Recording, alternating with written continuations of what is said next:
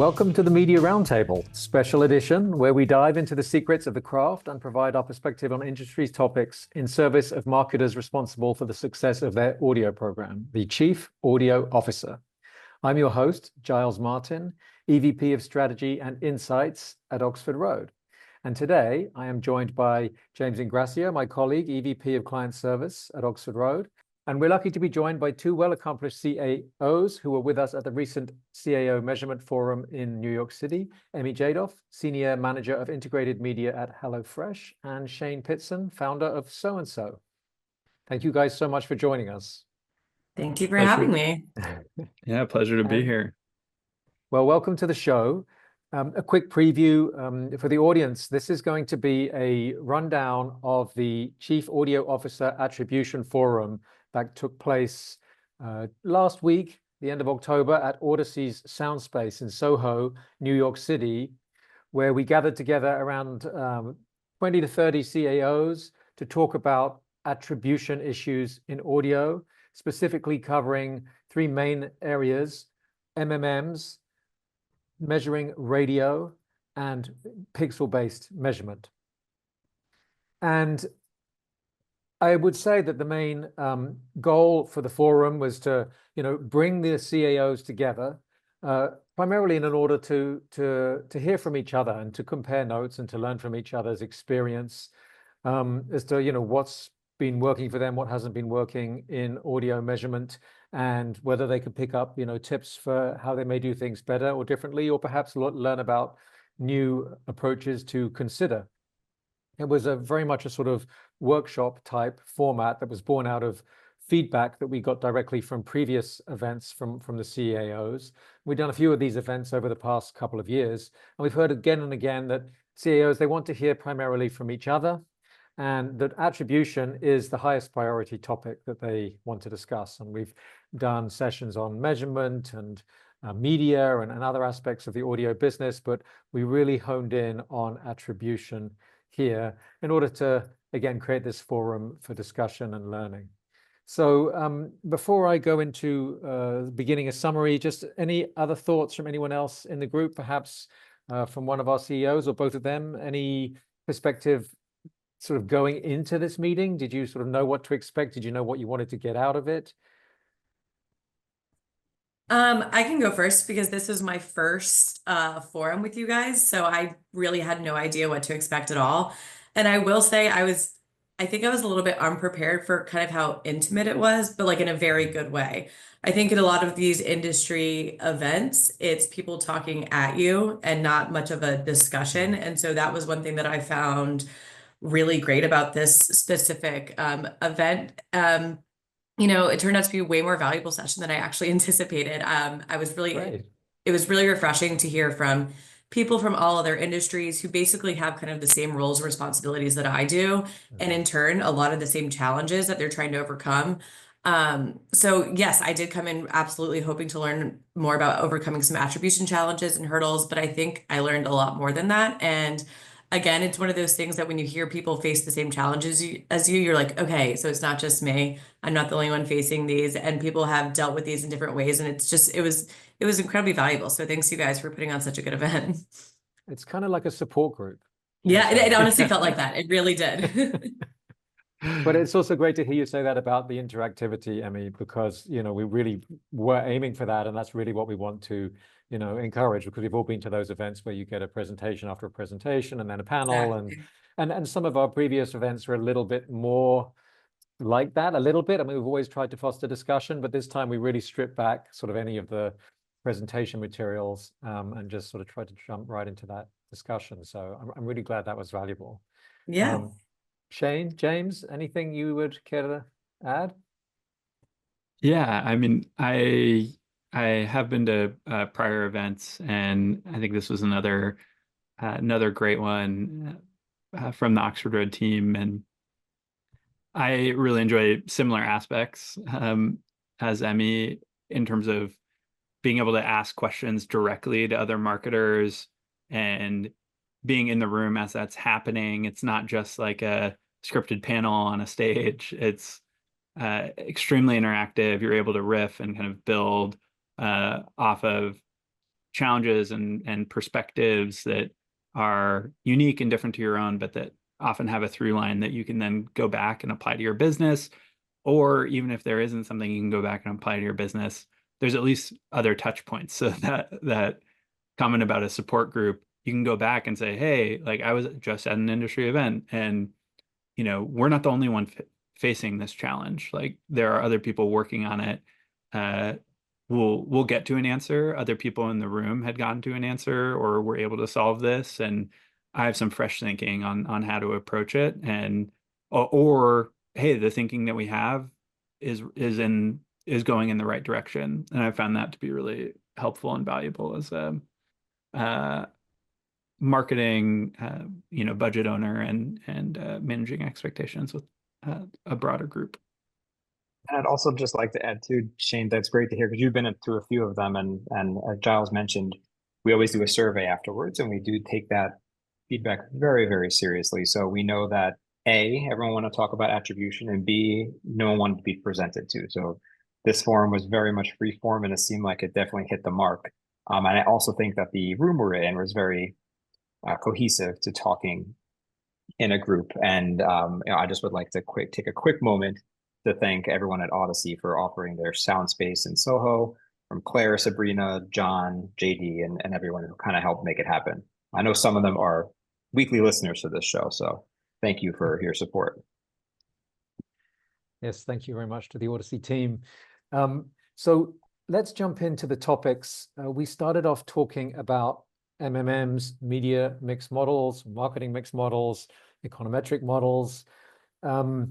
We actually had Cassandra from Wise open up the conversation by sharing some of her experience that they had at wise.com, sort of coming to a point of deciding that they needed or wanted to implement an MMM, I think, and then all the way through sort of some of the challenges they had in sort of building it and getting it to work, and then some of the findings that they found, some of them welcome and some of them not quite so welcome. I think some of the things that I remember hearing from her were about how, it was, I think, a relief, perhaps even on an organizational level, to sort of bring the data from all the different channels into one sort of lens where they could all be evaluated in the same way, with the same type of methodology. And also that, it was a very data intensive, time intensive process getting it all set up. And obviously, people talk a lot about sort of garbage in, garbage out with various types of processes, and it's particularly true with this type of modeling. And so it sounds like they really did a lot of diligence to get the input data right, and that's a critically important thing to do, and it's worth taking the time, because otherwise, again, garbage comes out.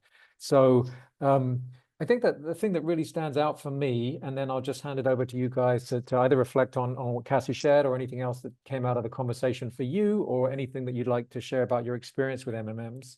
But I remember her sharing that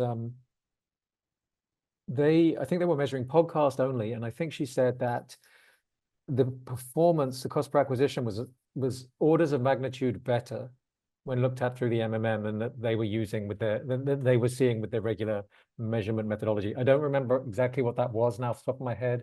May have been a survey, perhaps with vanities, but I think she said it was about 4 or 5 times stronger than they had been giving it credit for up until that point.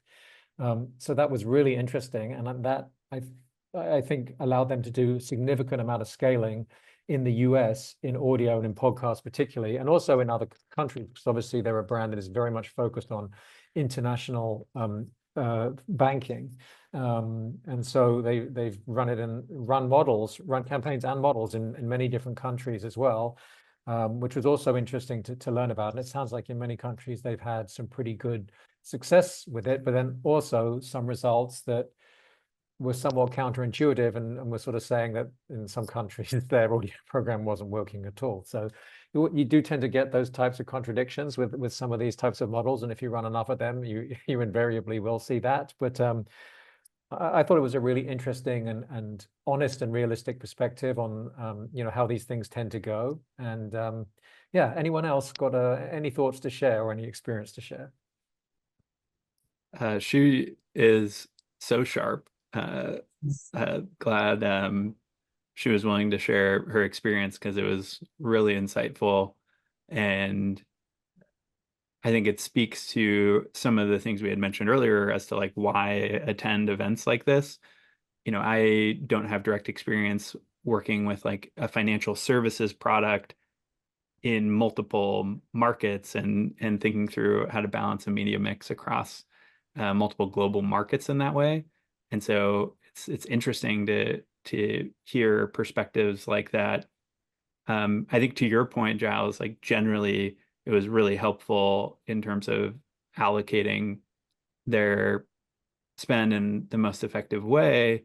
But there were still some contradictions in terms of certain markets underperforming and pulling spend away from audio into other channels in those markets, but that those were definitely the minority, not the majority. And I think the other interesting thing that came up was, the MMM isn't necessarily an end-all be-all, and they are helpful and important, but they have a place in the broader approach to measurement. They're not a magical cure-all potion for attribution. I know that I remember her specifically mentioning, hey, it's really helpful for us to know, are we over-investing in audio? Are we under-investing in audio in these markets? It's not necessarily helpful at a, how do we balance our mix within audio? And, where then do we put that incremental budget in terms of shows and oftentimes leveraging other forms of measurement and attribution, like pixel-based attribution and matched market testing to help guide then those overarching broader budgeting decisions. And that was really interesting to hear how well they've also incorporated their MMM results into a broader set of attribution methodologies. Yeah, and from my side, I mean, it's actually perfect timing because we kind of had an output from an MMM this week that showed or like specifically our podcast multiplier being extremely strong. So that kind of validates us a little bit, and we're also trying to use it to inform our kind of like max cost per acquisition. Because if for anyone unfamiliar, HelloFresh has 4 brands under its umbrella, and each brand is distinct and different from the other. So the outputs are going to be different. Right now, it's really just the larger brands, Factor and HelloFresh, that we have the MMM for. But we're starting to see some outputs that are impacting our strategies moving forward, which is exciting. But I think like in terms of the forum, and again, Cassandra really was so amazing and so insightful and generous with her knowledge. There were certainly like technical elements that I learned in this forum, but overall, in terms of MMM, but overall, I think one thing that I learned was to like really advocate for yourself and your team and your channels to be involved in the overall process. Because I think a lot of times, we just supply the necessary historical data to the analytics or like the data science teams, and that's kind of the end of our involvement. But it was very clear after listening to Cassandra and to some of the other attendees that it really is beneficial to be involved all the way through and to really understand the inputs and what the overall goal is for your channel. And that's really hard because like I'm not a data scientist. So if I go to these meetings, I don't know like 80% of the things they're talking about. All I know is like, the historical knowledge I have of audio channels and how we've seen it succeed in prior campaigns and how, we really want to get a better measurement. We want to get a better look at it, right, through the lens of an overall looking at all other channels. So I think just knowing that, raise your hand, can I be included in these meetings when we're discussing it? I think that was just really valuable feedback for me because sometimes it can feel out of my wheelhouse, but it's really not. Like I should be involved. And to the point of having, different, like MMM not being the end all be all measurement solution, that was really valuable for me too, because I think for MMM, it's such a big lift that when it actually gets off the ground and gets going to good use, people kind of take it as like the ultimate source of truth because it is such a big thing, but it really is just one like part of an overall measurement strategy. So that was valuable to me too. And again, that's knowledge that I can bring to those meetings with the data science team to say, yes, we see this directionally, but we also have these other measurement, strategies in place that also tell us this. So I think overall, like I learned a lot in the MMN discussion. And it was funny, like there were so many, it's great, it can do this, and the other ones, it's okay. Sometimes, people don't believe it, or people only believe what they want to believe, right? And just the discussion about how our jobs are just a science and an art at the same time. So we can believe these numbers and outputs all we want, but we also have our knowledge and our, what our gut tells us. So those are valuable things to learn for sure. Yeah, there's so Yeah. much that I could say on this topic. But I really like you calling that out, Emmy, about the sort of being involved in the process all the way through. I think, and one of the old agencies I used to work at sort of packaged together media planning and buying with analytics and MMM. So I've been on the sort of how the sausage is made side, Yeah. quite a lot over the years. And one thing I think perhaps that marketers don't have a lot of awareness of is these models, they often go through many, many iterations before you get the big reveal from the Right. from the company or from the data science team saying, hey, here's the model. And that there may have been 30 models that they built up until that point. And some of the models are discarded because it might say, for every dollar you spend on TV, you lose $20. And it's like, well, that can't be right. So, you keep going through these different model iterations until you find a story that makes sense. But I always found that looking at that sort of evolution on the back end was very, very valuable, because if you see, for example, podcast is got a really strong CPA in model iteration number 1, and in model iteration number 10, and in model iteration number 30, like to me, that was a really good indicator that, look, there seems to be something stable where it's really able to connect the dots between the podcast investment and the acquisitions. Whereas, it's quite feasible in one model, it might look like it's a $50 CPA, and then in another one it's a 300, and then in another one it's a 20. And those types of insights, sort of learning as you're involved in the process, I think can be really, really helpful. Definitely. And I think, say something. Sorry, carry on.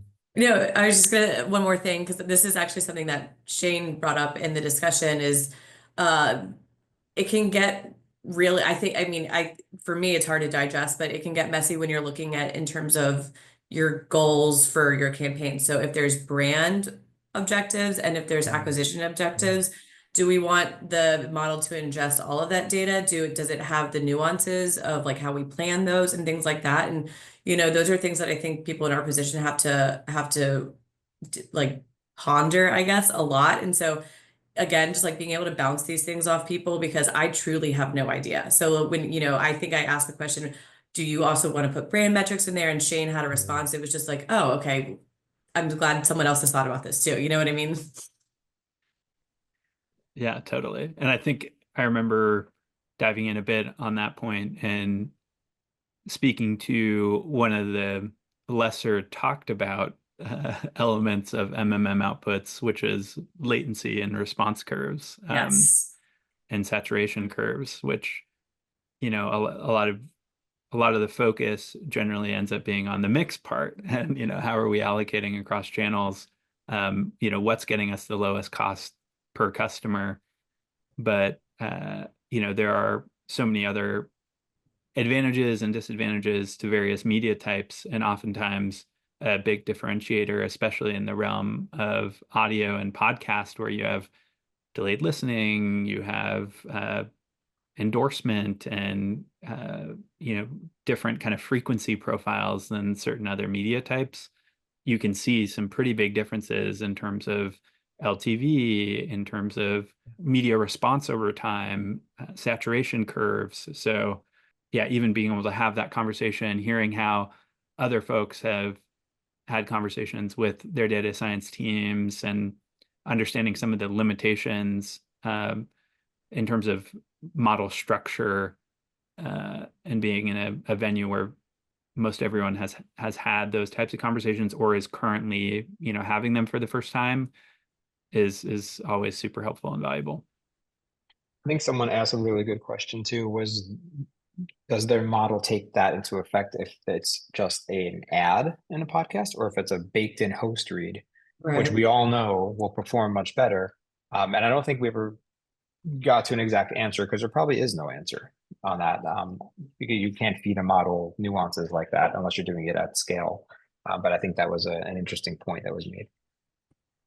Yeah, I Definitely. think that was a big thing that was reinforced of limitations of MMMs. Is like you have to have enough input for the model to really pick it up and to pick it up with a reliable confidence interval that provides an output that you are confident in. And if you start slicing and dicing the data, then you get outside of those confidence intervals. And then if you group everything together, you have a high confidence interval, but then you have this basket of things that you're unclear, what's valuable and what's not within that basket. So it can be tough in that sense. Yeah, and you need enough. Like you can't just run a podcast campaign for 4 weeks on 10 shows and think it's going to affect your model. Yeah. And I think You got to actually someone from the lean team at in. Lumi, I believe, was speaking about, also thinking about their media buying strategy in terms of giving the model enough signals and the right signals. It's not just 4 weeks, it's 4 weeks on, and then it's a week dark, and then it's a week at 1.5x budget. And then it's, like, are you feeding your model enough variability to pick up the differences? And that can look very different for a financial services company versus a company that does 90% of their sales at large national retailers that have like a really strong established baseline. Yeah. And understanding some of those differences and hearing perspectives from companies and leaders that are managing different types of response and calls to action is I thought that was a really interesting insight from the Lumi team.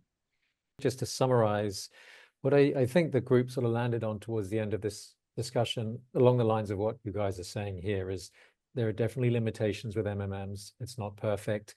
Getting to more granular levels of visibility can be challenging. Perhaps you could distinguish between streaming and podcast, or perhaps you could distinguish between brand audio and performance audio. But certainly, I think you said, Shane, getting to that show level is pretty unlikely at an MMM. And I think several people said they were using it in combination with, specific types of testing and experimentation, often in local markets.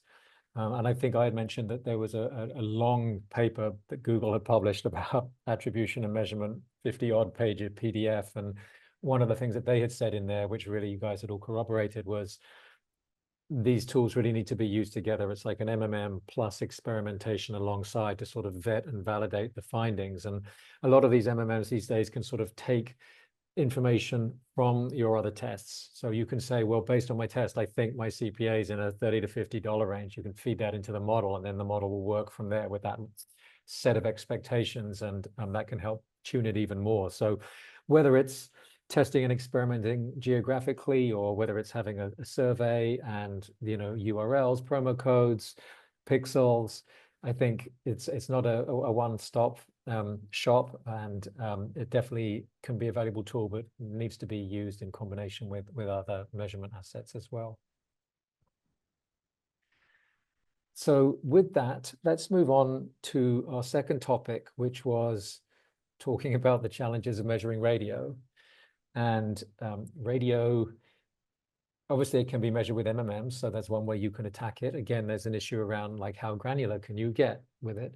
But for many of the types of marketers we work with, digitally native brands with lots of history with digital media, radio's not a very digital channel, and you can't put a pixel in it, you can't track any clicks from it, and so it sort of seems to be a pretty problematic and challenging type of channel to measure.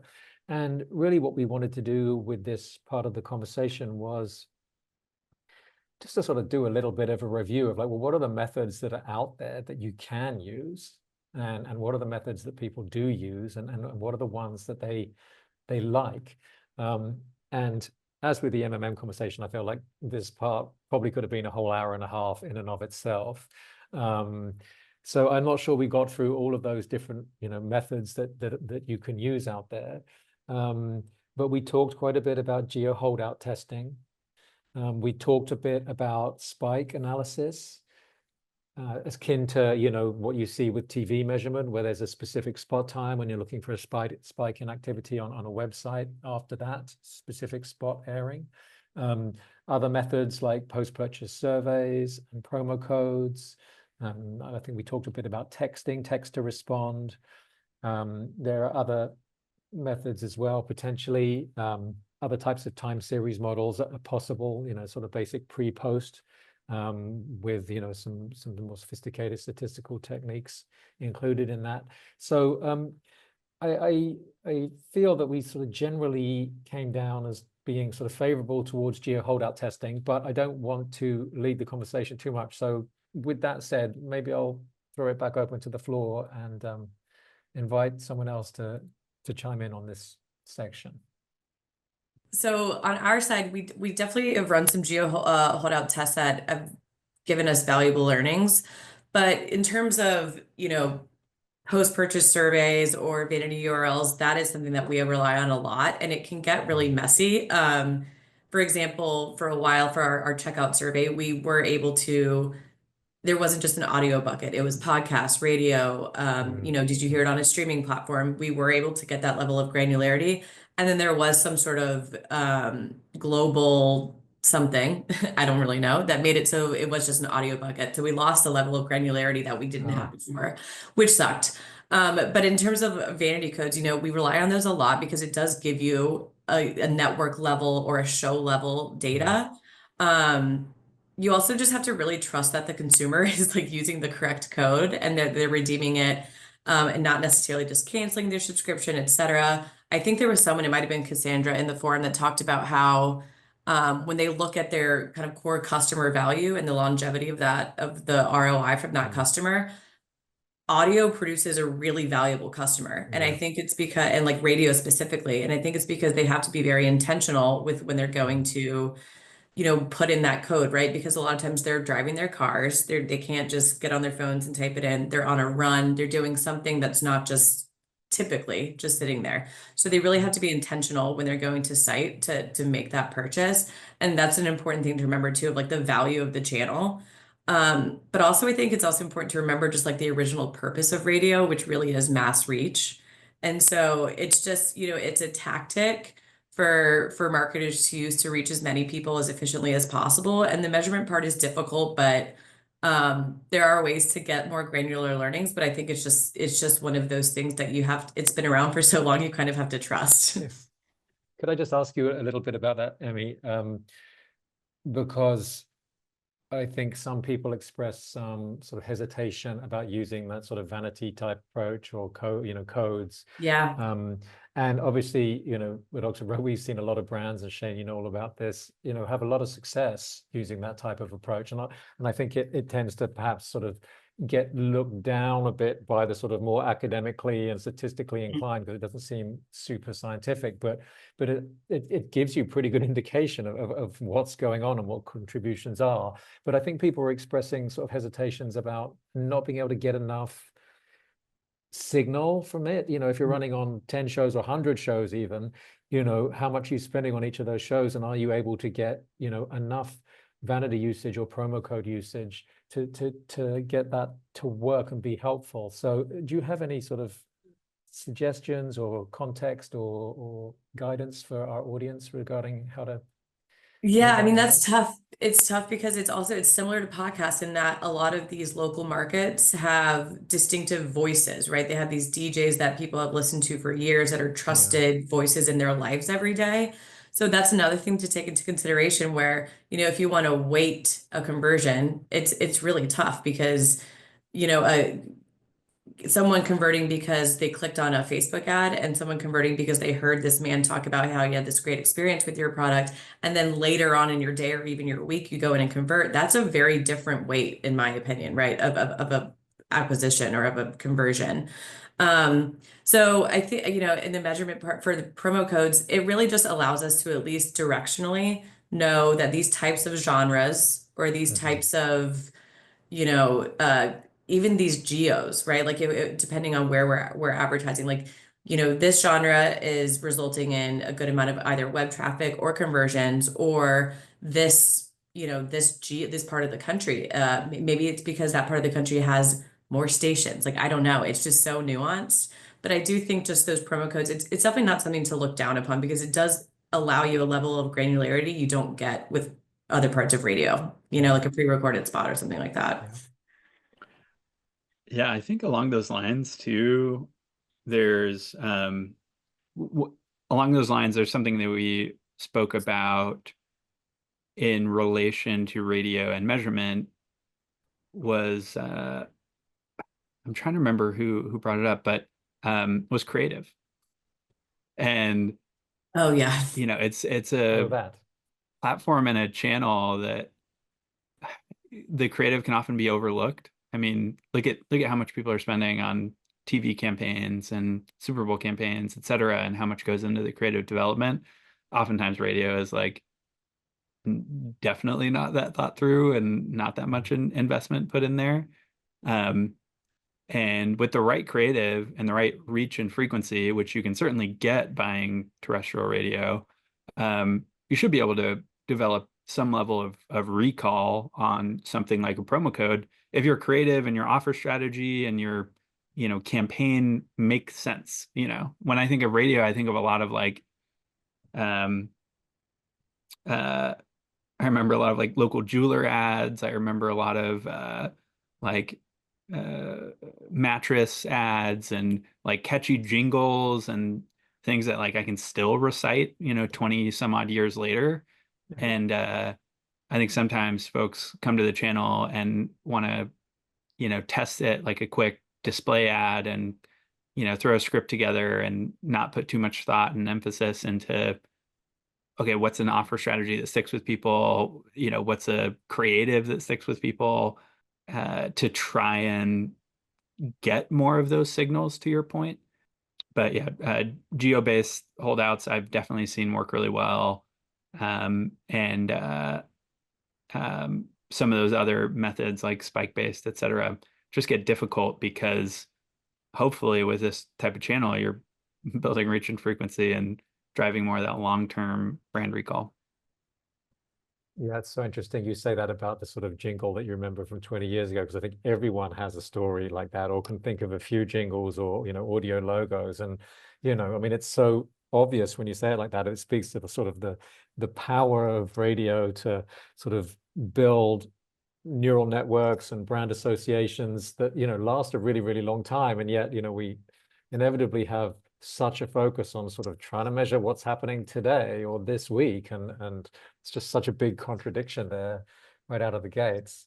Well, I also think, Giles, too, in the creative, well, we had a whole messaging forum back in the spring around this, but yeah, sonic logos are crucial in the radio landscape and the audio landscape, which you can use on TV and social, but also the offer is important. And we always tell our clients, and they always laugh at us, but sometimes it actually works, where we say, well, what offer should we do? And we said, the best one you can, because the last thing you need is someone going to the URL or going to the website or going via Pixel. And then maybe the offer that is on the podcast or the radio is, I'll say 15% off.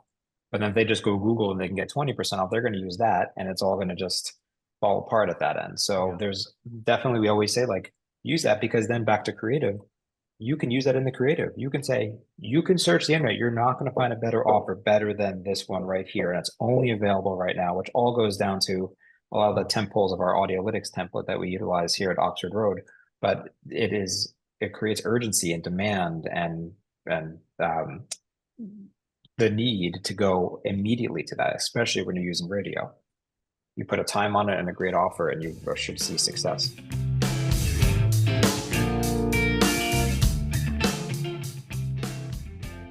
Have you ever heard of any of these companies? Shopify, Bayer, Oracle, Indeed, Masterclass, Babbel, Tommy John, LegalZoom, Constant Contact. We could go on. And we could go on so much further now that we're joining forces with our friends at Veritone One.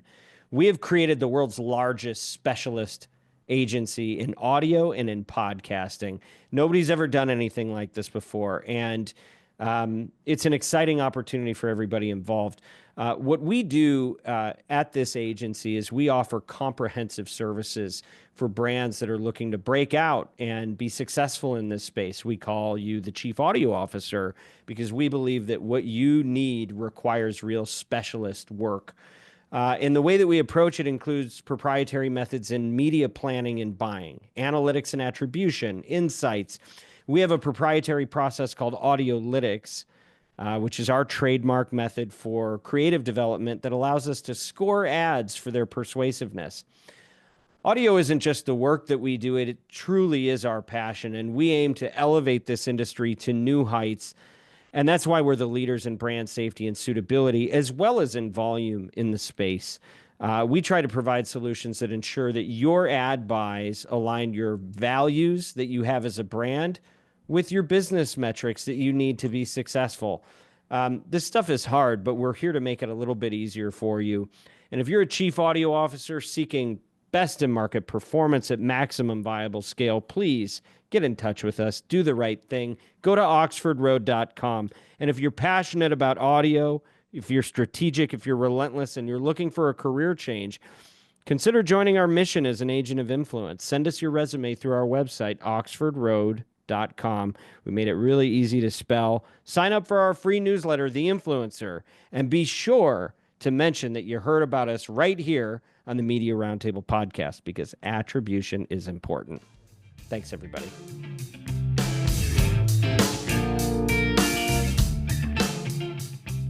Absolutely, and I do think that that's undervalued out there as a solution for radio. And the quality of the offer and the incentive can be extremely important in driving up those signals and those sample sizes, particularly for smaller stations and smaller shows. So yes, don't undervalue that. But I want to come back to the geo holdouts, because I do think that was sort of where we mostly landed about sort of what's a good way to get a read on radio, even if it's at quite a macro level, like a channel level, again, rather than a sort of individual show level. I think for the show level, you need a vanity or a promo, or you need a second layer in your survey. I don't know of any other way to really get at that granularity, unless you buy into spike analysis, which personally I don't, and we perhaps can talk about that in a moment if we have time. I'd love to do a short rant on it. But you guys both said that you were having success with geo holdouts, and given how much we talked about them, I just wanted to ask a little bit more about your experience with them.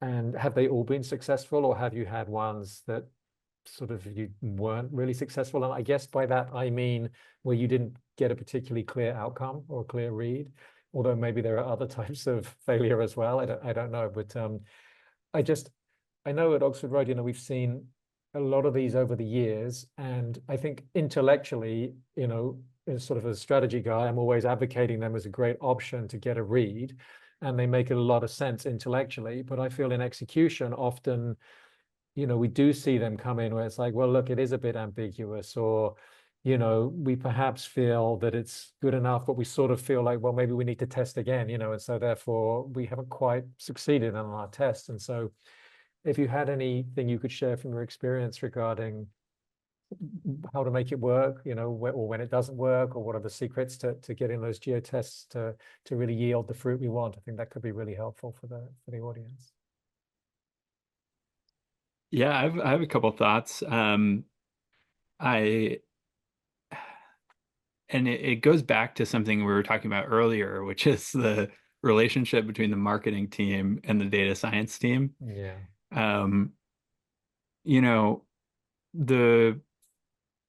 A strong approach is to not just pick random markets and be like, oh, we're going to spend more in Texas and see what happens. You're better off generally taking a more structured approach. And there's vendors out there that help facilitate this. But one approach that I've found success in is taking, Nielsen's market or media map, and then looking for really closely correlated market pairs and then ranking those market pairs by, how closely correlated they are.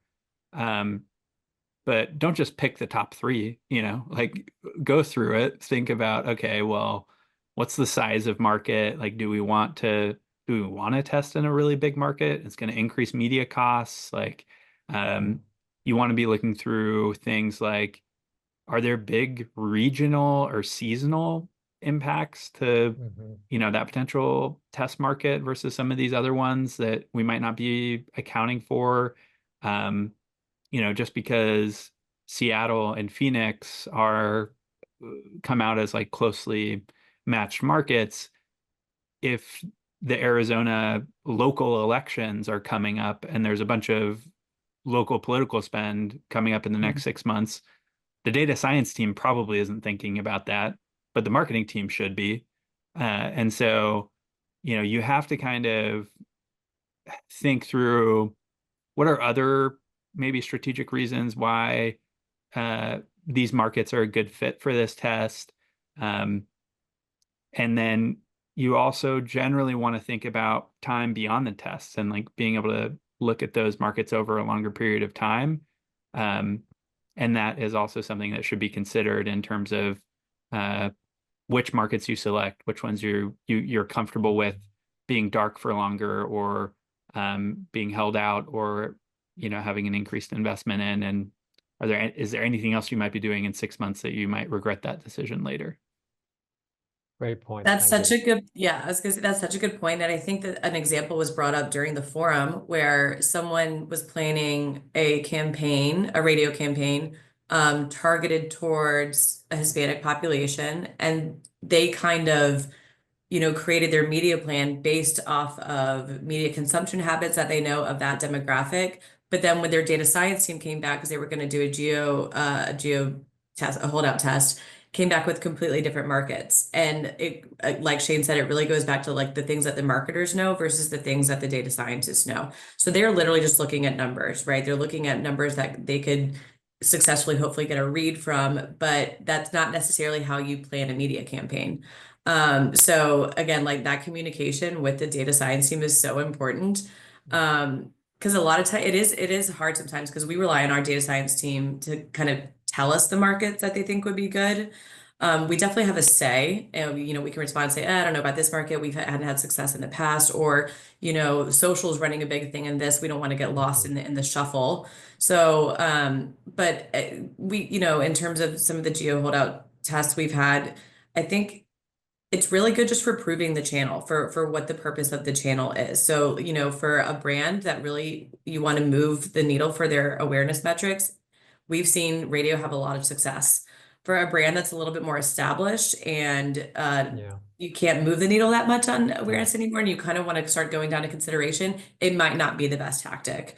But again, those are still really valuable learnings because it's things that we can we know as marketers, we kind of know the purpose of these tactics and these channels, but seeing it in a more scientific way, prove it out, just validates that. And before we move on, I just think, thank you both so much for mentioning the relationship between the marketing team and the data science team, because I'll underscore it one more time. It really just, it feels like an increasingly important topic in attribution generally to me.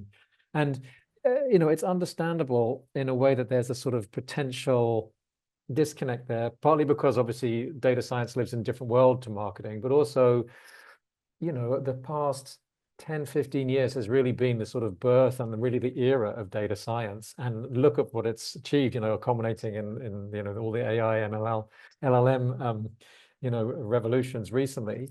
But, data science has achieved so much and it has so much respect. And I think that there's a tendency to believe that it can solve all problems, and data scientists, sort of have magic, in their toolbox, and they're capable of many amazing things. But at the same time, it needs to be weighted with that sort of real world consideration that a marketer has, and a wider context that perhaps they're not considering. And it really does have to be a collaboration to get the best out of all of those resources. So great points. Thank you both very much. And we're going to move on to our final topic, pixels. Shane, I'm going to start with you actually, because there's a lot we could say about pixels, but you ran a campaign successfully for a long time without using any pixel tracking. And I think pixels are so sort of widely accepted these days. And obviously they are familiar to almost all of our clients because our digital clients. So, you know, it's technology that they're already comfortable with and already using in other channels. And so I think that tends to incline clients to want to use them and to be comfortable with them. And we perhaps can talk about some of the risks and limitations in a moment as well. But, you know, what's your, it's a slightly unusual journey you have from, you know, being very reliant and very comfortable with a sort of non-digital way of tracking your campaigns and sort of using this sort of, you know, promo code type methodology and managing without pixels for a long time as you scaled a campaign very, very successfully. So how did you think about pixels as they started to sort of become available even in the podcast space, because they weren't available until around 2019? And what sort of made you want to get into them if you did, or turn away from them if you did? Yeah, great questions. I do remember testing a lot of the new pixels as they came to market, and I think it goes back a little bit to diversity of businesses and business types and customer funnels, and how certain attribution methodologies might favor certain funnels. So pixels really aren't all that helpful if you think that 90% of your demand is going to surface at a retailer. And retail, yeah. So, you know, however, if 100% of your demand surfaces through your own website and you have a really robust multi-touch attribution system and, you know, really strong server-side tracking and event level data tracking, and kind of a mature and robust event level marketing tech stack, then pixels are probably well worth the premium. I think what we had found over and over with pixels, and we found this oftentimes in other formats as well, related to the cost of data. A lot of times it just wasn't worth the added cost, right? So in some cases it performed better, or it helped us, you know, get to better performance, but that data granularity or that data layer, yeah, it's not free. And so oftentimes it just wasn't able to bridge the gap between that level of granularity. That being said, things have come a long way. And you know, it's funny thinking in 2019 we're some of the first entrants to the market, but even how ads are inserted, you know, the portion and the, you know, number of ads that can be pixeled, and kind of the broader data supply chain and pipelines that have cropped up and developed over the last few years have definitely been, I think, helpful to the industry at large and helpful to the reliability and the consistency of a pixel-based tracking and or pixel-based approach. So it's something that I think every brand that's in audio and buying at some significant scale should leverage. You should also ask yourself the question, like, is the premium worth it? And like, are we actioning off of this data? Or is this just like a nice to have that, you know, is flowing back in, but we're not really checking back on? I think it's interesting too, because even pixels are great. They should be your first stop. However, with the changing tides of the podcast world, so many podcasts are on video now on YouTube. And so you have a show that's over half of the people engage on YouTube or video, you can't track them on pixel. So we always try to do the triangle. You have pixel, you have survey, very dynamic survey with a second layer, which, you know, is something that we have toyed with Shane in the past. And fallback should be URL and promo code if you even need it. But if you have pixel and survey, those two should do it.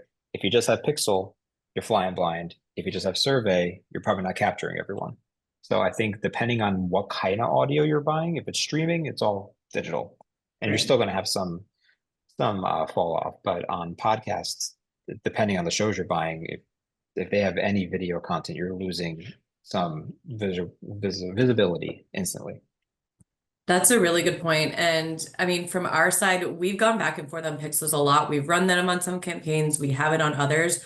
I will say, from a leadership perspective, there's a lot of skepticism of third-party Interesting. pixels.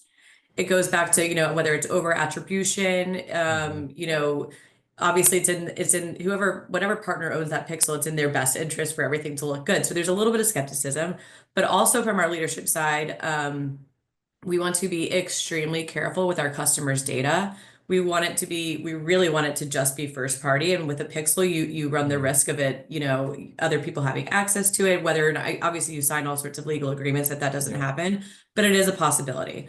Then again, there are tactics that we want to put into place where a pixel is absolutely necessary, right? So if we want to geo-target a podcast, you have to have one. And I think Spotify is trying to come up with a solution for geo-targeting podcasts, but yeah, and I think to the point that was just discussed of the triangle, I remember that was discussed in the forum, and that was a big takeaway for me. And it kind of goes back to what we talked about with our MMM is you don't look at MMM in a silo and as your only measurement solution, use it in conjunction with a couple other things. And this is just the same point, right? So if you have that pixel attribution, look at it through the lens of your checkout survey as well, or your promo codes, just to get a full picture, because again, the pixel might be showing one thing and your other measurement sources might be saying that's true to a degree, maybe not as much as the pixel's showing. So I think it just helps level set you a little bit to have those other guardrails in place. For sure. And it's interesting hearing you talk about, that little bit of skepticism at the leadership level, and both of you, Emmy and Shane, mentioned that over attribution.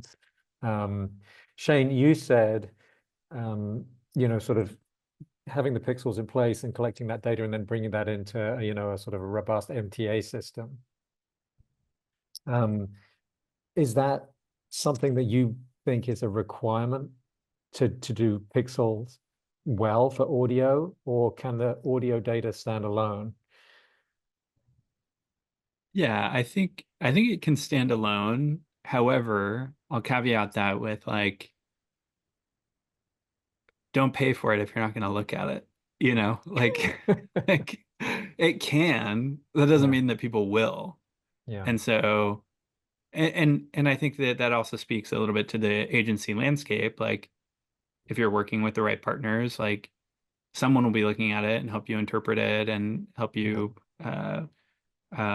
work on it. But I do think that intention around it is helpful, and ensuring that you aren't just kind of like autopilot paying the premium, but they can provide really great value. And for a lot of brands, like that is well worth it. Like that's the highest ROI audio marketing spend decision you can make, right? So it just it goes back to being intentional about that decision and thinking through what it's doing for you and your business. Yeah, I feel if people are going to treat the audio only pixel and data with a bit more skepticism, and I think we should note, like a lot of the pixel companies that measure audio, they are independent in a way that Meta and Facebook and Google pixels are not. So, that is something to consider. But I absolutely think, like, yes, you're right, Shane. And if you can get that audio data, exposure data, and integrate it with other digital touch points, I think that in principle, at least, and whether it always works this way in practice, but in principle, at least, like, it should mitigate some of the risk of overcounting and give you that sort of more holistic view of how all the channels are working together, because you're looking at all those touch points together, if you're able to make those types of connections. And given the importance of over attribution as an issue, I do think that that's a valuable route to go. One of the other routes that we talked about, which I think also just we need to mention before we wrap up here, is the use of control groups. And we always advocate that the clients use control groups to measure the lift or the incrementality from the audio campaign. I would say it's still probably common practice to not use control groups. So it's just a sort of straight match. This person was exposed to our audio campaign, and and then they came to the site and took an action. But obviously, you know, the point being, if we're targeting the right people, then you're probably reaching those people in other media channels as well. And so is the audio really driving that extra sale that it appears to be? And so, you know, looking to create some type of, typically a synthetic control is very, very important. And it's another way you can tackle that over attribution risk with pixels. I think also the point about YouTube is so important, James. So thank you for bringing that up. I mean, it really is changing the game for audio, and it's making measurement much more challenging. We do have some companies that are, I think they're basically like scraping YouTube impressions, like going back there every day to the show's pages and like, you know, getting a view of the impressions, and then basically saying, well, we've got a view of the audio only universe, so we're going to take that response rate and apply it to the video impressions too, as sort of a best guess to fill in the gaps. And like, I'm not sure. I mean, I don't love it as an assumption at all that the video is going to perform the same as the audio. I don't love it at all. That said, I'm not sure there's a better solution out there right now. Anyone got any thoughts on that, or any final reflections on pixels before we wrap it up here? I don't have any ads on solving that problem, so to speak, or that challenge, but I think it's generally a good thing that more folks that are putting out content are simulcasting, and I think it's helpful for audiences. It creates multiple avenues to engage with those shows, and it's helpful for advertisers in terms of if they think through that correctly, right? Like if they're, to James's point, like not having a media plan that is predominantly simulcast and then looking at pixel-based attribution and saying it's not working or something, or, you know, having a plan has a large video component and then not providing those show hosts with great B-roll and like not thinking through how the brand shows up then on the video or YouTube portion of that read. I think that I've seen some blind spots there, and I've seen the opposite. I've seen paying a lot of attention to detail to that really boost performance. Great, thank you. Just as a quick recap, I think, you know, this notion of progress, not perfection. And in the notes here, I've got this. Actually, I used this quote in the deck when we met last week. We didn't really talk about the quote, but all models are wrong, but some models are useful. And I really like that quote. And by a British statistician, George Box. And you know, whether it's an MMM or even the pixel-based model, like it's a view of the world that's created through the math, but it's not the truth. It's not reality. It's giving you an estimate of like connecting dots. Like we see this happen, we think this happens as a result. And it's our job as marketers to figure out, is this useful? And to go back to one of my previous examples, like if it's telling you for every $1 you spend in TV, you're losing $20, it's probably not a useful model. But it's not always that easy to tell, you know, the good from the bad. And so that's very much one of the arts there. But I think, you know, having mindfulness of those limitations and knowing that it's a work in progress and it's an evolution always, and that, you know, none of these tools is perfect and they all need to be, you know, used together, you know, to give you a holistic view and different perspectives that hopefully will provide some convergence in the data so you can make those informed decisions. There are, you know, lots of good tools out there. On the MMM side, you've obviously got your big legacy MMM type companies that have large, long projects and probably large invoices as well. You know, your Nielsen type projects or your New Star type projects. And then there's a sort of new generation of these sort of SaaS type models really built for this sort of generation of companies that you guys come from. Like, is it Recast, I think, is one of them, and like there's one or two others that's sort of this Recast and new Measured generation. and Yeah, and Measured, that's right, House. CAOs on the, yeah. So those guys have all got interesting solutions, again, often focusing on the experimentation side that we talked about as well. So that's important. And then, you know, Facebook and Google have released their own open source, you know, MMM code. Robin, I think, is the Facebook one. I don't remember all the names, but you know, there's lots of different options and ways to execute these days.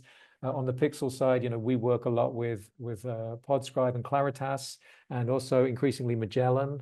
I think they've all got pretty good methodologies, and particularly, again, when you're looking for control groups like synthetic controls and lift analysis, those guys, I think, do a pretty good job of those things. And quick pitch for the value of sharing experiences with fellow CEOs to speed up your learning process. So that is surely a valuable takeaway, and we hope you all will come back next time and talk again. I was pitching, can't we all just go for drinks next time and talk over drinks? So I don't know if I'm going to win with that one, but if you like that idea, then do pitch in with your feedback. Thank you all for joining the Media Roundtable. Our podcast is brought to you by Oxford Road, where we want you to succeed in audio and to use influence for good. As members of the marketing community, we have the power to advance voices that don't just entertain, but edify, to build bridges across differences and preserve fair-minded discussion around the most important topics of our age. If you're a marketer looking to align your brand values with extraordinary business outcomes, reach out to our agency, Oxford Road, by visiting oxfordroad.com and subscribing to our weekly newsletter, The Influencer. We'd love to hear from you. If you have any feedback or suggestions, please don't hesitate to reach out to us at info@mediaroundtable.com. And I have to give a little plug to Stu's podcast. Stu actually has two podcasts. One of them was written and read and conceived by AI. Like the whole thing is completely AI generated, which I think is fantastic. But he also has a podcast called Ad Infinitum, which is specifically focused about how to make great audio creative. And he talks to a ton of really interesting people in the audio space, people really focused on sort of sound and the brain's response to sound, and to behavioral psychologists. Like there's a lot of really great content in Stu's show for anyone looking to make audio work. So please go check out Ad Infinitum. And thank you so much, Emmy and Shane, for being fabulous with your contributions today. Really very valuable and very interesting. So thank you, and we hope we'll see you again. And thank you, of course, to the team that puts all this together: Haley, Bianca, Kyle, Ezra, Mary Jane, Everett, and Neil, and the team at Sharp Pen Media, and the team at Podcast One. As always, influence responsibly.